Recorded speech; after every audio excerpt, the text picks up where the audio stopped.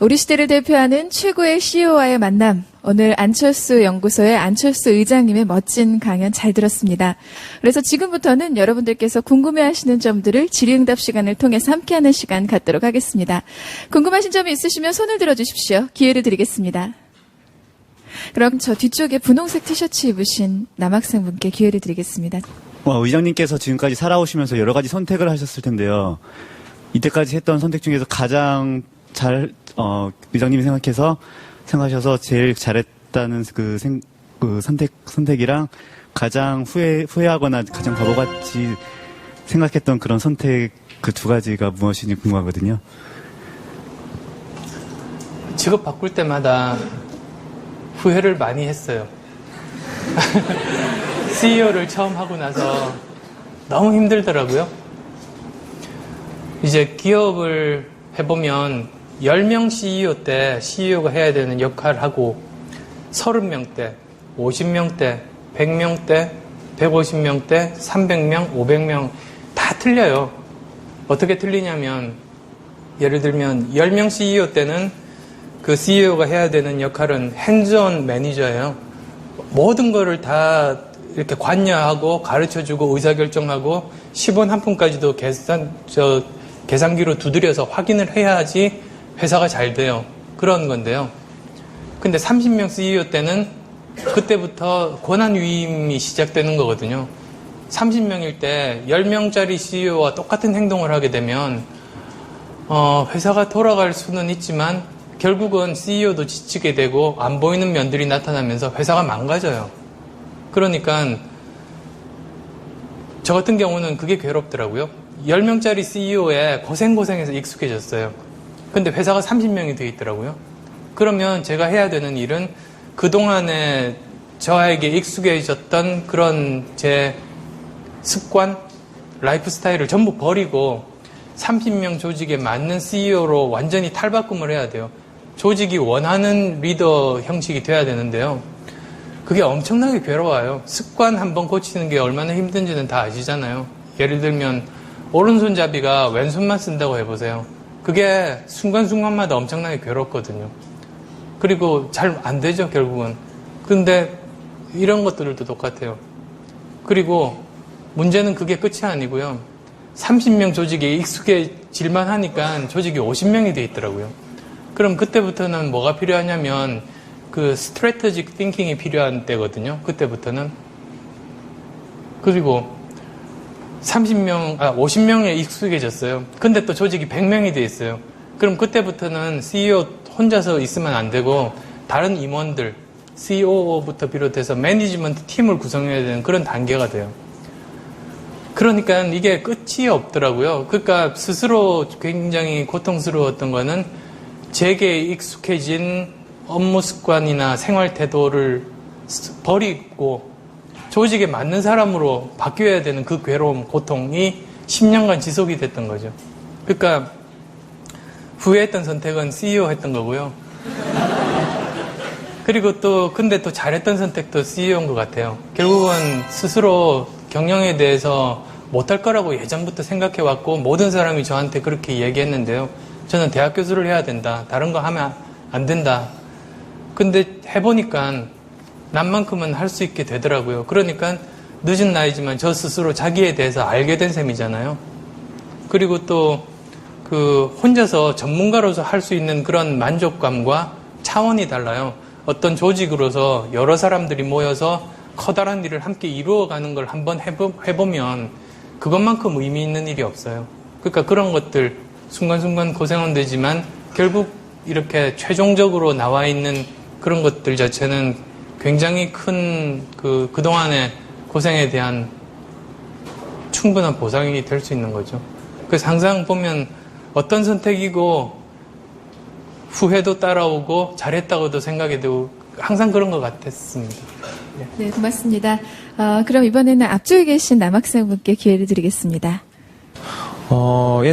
예전에 선생님께서 쓰신 책 중에서 이런 말씀을 하셨는데 자신의 좌우명으로 삼고 있는 말이 일본의 수학자 히로나 카이스케가 한 말, 나는 어떤 문제에 부딪히면 남들보다 미리 두세 배 더 시간을 투자할 각오를 한다.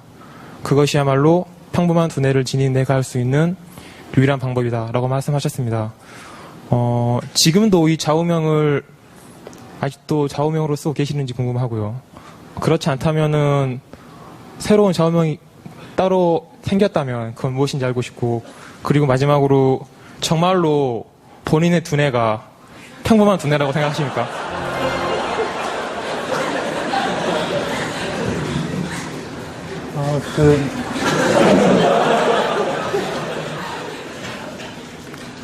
리처드 파인만이라는 노벨 물리학상 수상자가 있는데요.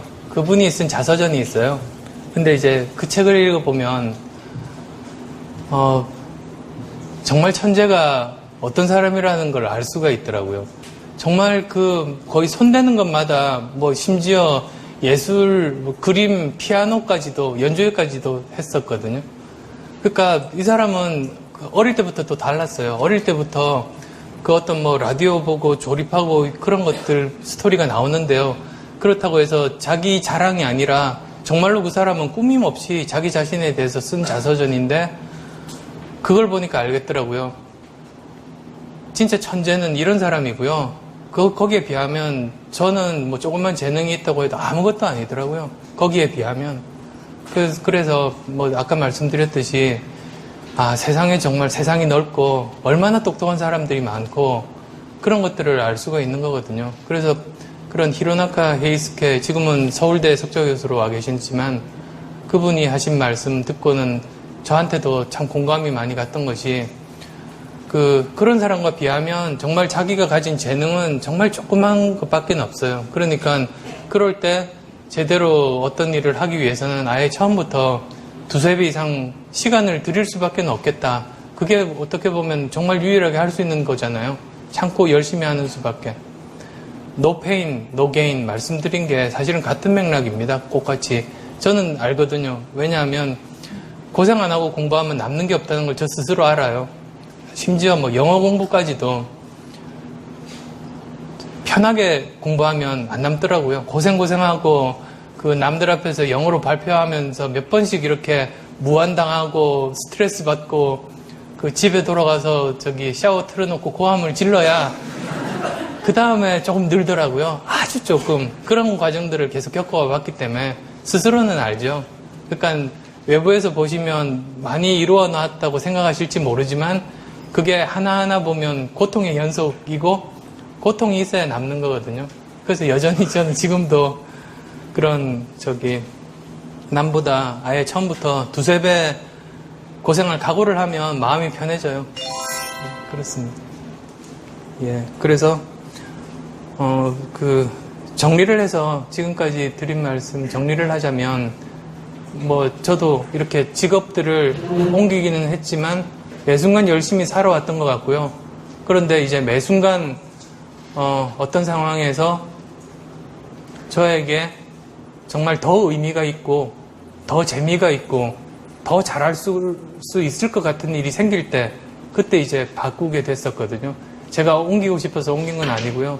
저한테는 그런 것들이 보였었기 때문에 안정적인 의사를 뒤로하고 안정적인 CEO를 뒤로하고 그렇게 계속 옮겼었던 것 같습니다. 그래서 저 개인적으로는 남보기 좋은 일보다는 제가 행복할 수 있는 일을 찾았던 것 같습니다. 이제 특히 대학생분들이 앞으로 전문가가 돼서 이 세상을 살아가실 텐데요. 드리고 싶은 말씀이 5가지가 있었습니다. 그래서 첫 번째는 다른 분야에 대한 상식과 포용력, 그리고 두 번째는 커뮤니케이션 능력, 세 번째는 긍정적인 사고방식, 네 번째는 끊임없이 공부하는 자세, 그리고 5번째는 자신의 한계를 끊임없이 높여가겠다는 그런 마음가짐, 그 5가지 정도인 것 같습니다. 예, 그러면 경청해 주셔서 감사합니다.